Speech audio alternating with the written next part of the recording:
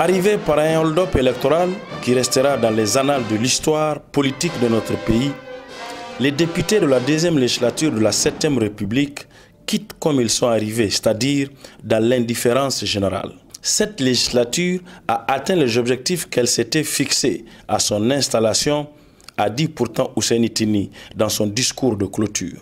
Eh bien, le président de l'Assemblée nationale a tout faux, sauf si sa législature et les députés qui l'ont animée ont des objectifs différents de ceux qui les ont élus. En effet, sur ces 5 dernières années, les Nigériens en sont même arrivés à oublier qu'ils avaient une Assemblée nationale. La représentation nationale n'a jamais aussi mal porté son nom que ces 5 dernières années.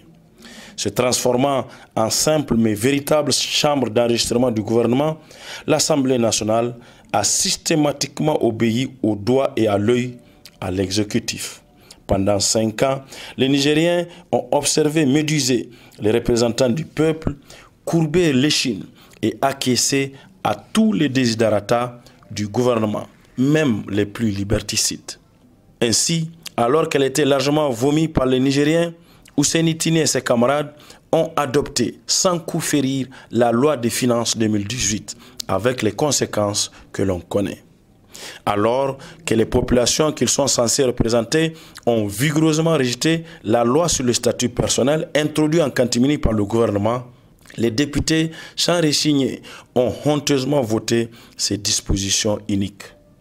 Alors que les Nigériens avaient unanimement rejeté la loi liberticide sur la cybercriminalité, celle-ci a été adoptée sans sourciller par ces malélus du peuple.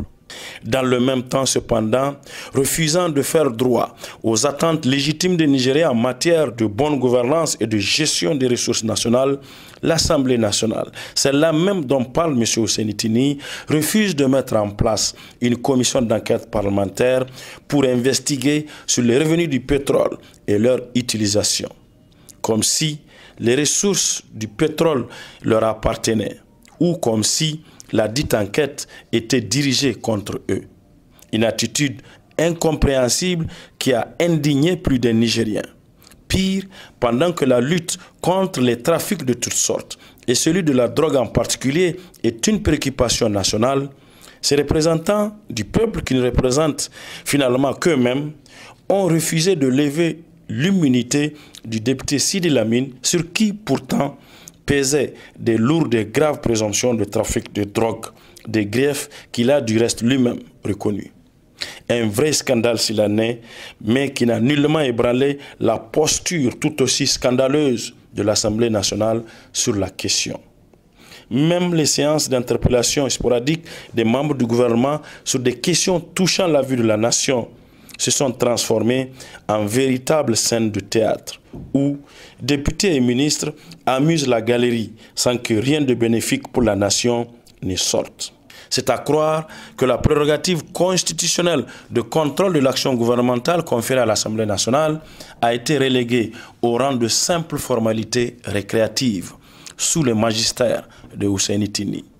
Non, sincèrement, le président de l'Assemblée nationale aurait mieux fait de se taire et de quitter ce haut lieu, ses camarades et lui, comme ils sont arrivés, c'est-à-dire sur la pointe des pieds,